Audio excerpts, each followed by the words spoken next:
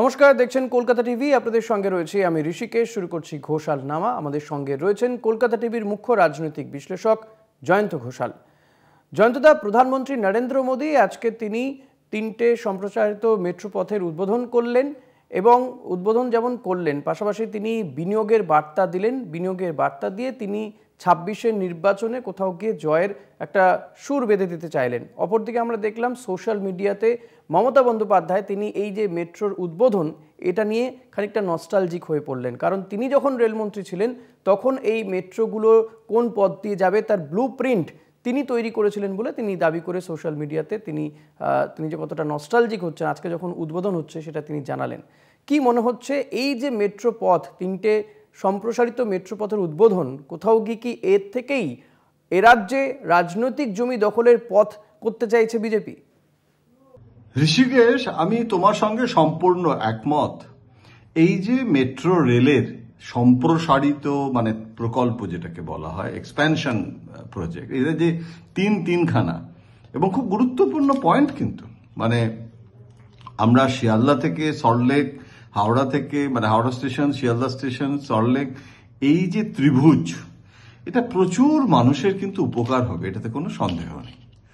এখন মমতা বন্দ্যোপাধ্যায় তিনিও খুব ন্যায্যভাবে একটা প্রশ্ন তুলেছেন যে তার একটা নস্টালজিয়া হচ্ছে যে এই প্রকল্পগুলো তো তিনি শুরু করেছিলেন, তিনি যখন রেলমন্ত্রী ছিলেন, এবং আমি তখন নিজে ওখানে দিল্লিতে কভার করতাম রেল মন্ত্রক। যেহেতু মমতা বন্দ্যোপাধ্যায় রেলমন্ত্রী, আমাদের অনেকে ঠাট্টা করে বলতো যে তোমরা তো রেল মিনিস্ট্রি কভার করো না, তোমরা রেল মন্ত্রী কভার করো। তো মমতা বন্দ্যোপাধ্যায় বাংলার মন্ত্রী, আমরা কভার করবো না? এবং আমার এখনো মনে আছে যে আরবান ডেভেলপমেন্ট মিনিস্ট্রির আন্ডারে এই যে মেট্রো রেল প্রকল্পটা থাকা, এটা নিয়ে তখন থেকে কিন্তু বিতর্ক ছিল যে এটা কেন আরবান ডেভেলপমেন্ট মিনিস্ট্রির আন্ডারে থাকবে, এটা কেন রেল মন্ত্রকের আন্ডারে থাকবে না। এবং সেটা কিন্তু তৎকালীন সরকারের সিদ্ধান্ত। এবং আমার এখনো মনে আছে মমতা বন্দ্যোপাধ্যায় তো চিরকাল তিনি লড়াই করে তার নিজের পরিসরটাকে রক্ষা করেন, লড়াই করেন, এটা নিয়ে তো কোনো সন্দেহ নেই। তো মমতা বন্দ্যোপাধ্যায় সেদিন রেলের প্রকল্প, বিশেষ করে পশ্চিমবঙ্গে, এবং তখন কিন্তু জমি দেওয়ার ব্যাপারে এবং সেগুলো নিয়ে রিজলভ কি করে করতে হয়, তার টাকা কি করে মোবিলাইজেশন হয়, মমতা বন্দ্যোপাধ্যায় করেছিলেন, এটা নিয়ে কোনো সন্দেহ নেই। কিন্তু তারপরে যেটা বিজেপির অভিযোগ যে দীর্ঘ সূত্রিতা, অর্থাৎ এতদিন ধরে যে দেরি হওয়া, না পাওয়া, এগুলো রাজ্য সরকারের, রাজ্য সরকার শুধু মমতা সরকার নয়, এটা কিন্তু সিপিএম এর সময় থেকে ধরতে হবে যে রাজ্য সরকারের সঙ্গে জমির অধিগ্রহণ, কেননা রেল প্রকল্প করতে গেলে তো জমি দিতে হবে, সেগুলো নিয়ে যথেষ্ট ডিসপিউট থাকে এবং তার জন্য দেরি হয়েছে। এবং এখনো এরকম স্টোরিও তো আমি পড়লাম যে এই প্রকল্পের পরেও সংলগ্ন বেশ কিছু প্রপার্টি, বেশ কিছু জায়গা যেগুলো নিয়ে প্রশ্ন আছে, যেগুলোর কি ভবিষ্যৎ হবে। কারণ এই প্রকল্পগুলো চালু হলে তার সংশ্লিষ্ট সংলগ্ন বাড়ি ঘর দৌড় ভেঙে পড়তে পারে কিনা, তার কি এফেক্ট হবে, নানান রকম। এখনো কিন্তু একটা ডেভেলপমেন্টের বা আরবানাইজেশনের সেটাই তো সব থেকে বড় সমস্যারও দিক না। একটা নতুন কিছু গড়তে গেলে পুরনোকে ভাঙতে হয়, এবং সেটা নিয়ে অনেক রকম বিতর্ক সৃষ্টি হয়। বেনারসে কি হলো আমরা তো দেখেছি নিজের চোখে। আমি সে প্রসঙ্গে যাচ্ছি না, আজকে আমাদের আলোচনার বিষয় সেটা নয় ঋষিকেশ। কিন্তু আমি এইটুকু বলতে পারি যে সব থেকে ভালো হতো যদি কেন্দ্র এই অনুষ্ঠানে প্রপারলি সত্যি সত্যি চাইলে সেটার জন্য নরেন্দ্র মোদীকে ইনিশিয়েটিভ নিয়ে মমতা বন্দ্যোপাধ্যায়কেও যদি আজকে সামিল করা যেত। একটা রেল মন্ত্রক থেকে রেলমন্ত্রীর একটা নম করে একটা ইনভিটেশন, সেটা না করে, অর্থাৎ মমতা বন্দ্যোপাধ্যায় যে বয়কট করলেন এবং উনি যে গেলেন না, সেটার তো রাজনৈতিক কারণ আছে। উনি গেলে সেখানে ভালো হতো কি না গিয়ে ভালো করলেন, এগুলো নিয়ে বিতর্ক থাকতে পারে। এবং সেটা কিন্তু একবারও নরেন্দ্র মোদী উত্থাপনও করেননি যে কেন মমতা বন্দ্যোপাধ্যায় আসছেন না।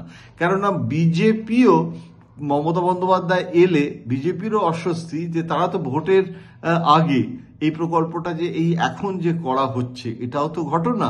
যে আচরণবিধি যদি শুরু হয়ে যায় ভোটের, বিজ্ঞপ্তি জারি হয়ে যায় নির্বাচনের, তারপরে তো এই সমস্ত ঘোষণাগুলো করা যায় না। সুতরাং যে কোনো শাসক দলের পক্ষেই শিলান্যাস, মেট্রো রেলের উদ্বোধন ইত্যাদি ইত্যাদি ইত্যাদি ইত্যাদি সব তড়িঘড়ি করে ভোটের আগে করার, এটা যুগ যুগ ধরে হয়ে এসছে।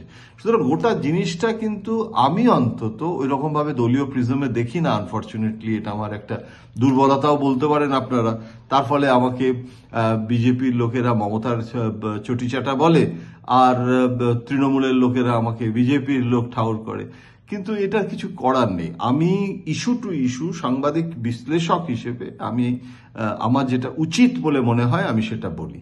এখন এখানে আমার উচিত বলে মনে হচ্ছে যে মমতা বন্দ্যোপাধ্যায়কে আজকের মঞ্চে সামিল করাটা উচিত ছিল যে কোনো মূল্যে, যেভাবে হোক। কিন্তু সেটা মমতা বন্দ্যোপাধ্যায় আসেননি, তার এলিনেশন, তার না যাওয়ার মানে আর কি বার্তাটা, হ্যাঁ, সেটা উনি দিয়েছেন। কিন্তু আমার যেটা মনে হচ্ছে যে নরেন্দ্র মোদী উন্নয়নকে কিন্তু এবার ইস্যু করতে চাইছে। একটা মেজর প্যারাডাইম মানে shift in BJP strategy, that is the story. যে জয় শ্রীরাম নয়, আজকে কিন্তু জনসভায় আমি কোথায় জয় শ্রীরাম ধ্বনি দিয়ে নরেন্দ্র মোদীকে একদম একটা যা বলে সেন্সেশনালাইজেশন অন হিন্দুত্ব, সেটা কি করলেন? এখন ট্রায়াল অ্যান্ড এরার চলছে। 3 মাসে 4 বার এলেন। উনি তো জল মাপছেন, আইবি রিপোর্ট নিচ্ছেন। শুধু আইবি রিপোর্ট কেন, সেটা তো হোম মিনিস্ট্রি সরকারি রিপোর্ট, অনেক পেশাদারি সংস্থা রিপোর্ট দিচ্ছে। আমাকে একজন প্রবীণ সাংবাদিক, নরেন্দ্র মোদীর খুব ঘনিষ্ঠ, তিনি একবার বলেছিলেন যে একজনের কাছ থেকে উনি রিপোর্ট নেন না, অন্তত 10টা সংস্থা, 10 জনের কাছ থেকে বিভিন্ন সময়। এবং এটা অতীতেও আমি মানে আডবাণীর জির মধ্যেও দেখেছি যে বিভিন্ন সূত্র থেকে খবর নেওয়া, এটা তো পলিটিশিয়ানদের থাকেই। ইনপুট তো মমতা বন্দ্যোপাধ্যায় বিভিন্ন জনের কাছ থেকে পান, নেন, আগের থেকে অনেক বেশি নেন। শুধুমাত্র তো মানে একটা নিজের ধারণা দিয়ে রাজনীতি হয় না, কিভাবে বাইরের জগৎটা রিয়াক্ট করছে। আমি একটা কিছু বললাম, সেটাতে এই যে আগের বারে মা দুর্গা, মা কালী, এবারে মা দুর্গা মা কালী তো দেখছি না বা শুনছি না। সুতরাং এটা একটা ট্রায়াল অ্যান্ড এরার কিন্তু নরেন্দ্র মোদীর রাজনীতিতেও হচ্ছে। আজকের এই মেট্রোর যে ঘটনা, এটা দিয়ে বোঝা যাচ্ছে ডেভেলপমেন্টের তাস। ওই যে একবার অসম নির্বাচনের সময় মোদী বলেছিলেন না যে বিকাশ বিকাশ বিকাশ, একদম বিকাশ বাবু হয়ে গেছিলেন। তো এখন সেইবারে এবারে কি পশ্চিমবঙ্গে উনি বিকাশ দা হতে চাইছেন? That is to be seen. Rishikesh. Ghoshalnama আজ এই পর্যন্তই। দেখতে থাকুন কলকাতা টিভি, সঙ্গে রাখুন কলকাতা টিভি অনলাইন, রাত দিন 7 দিন।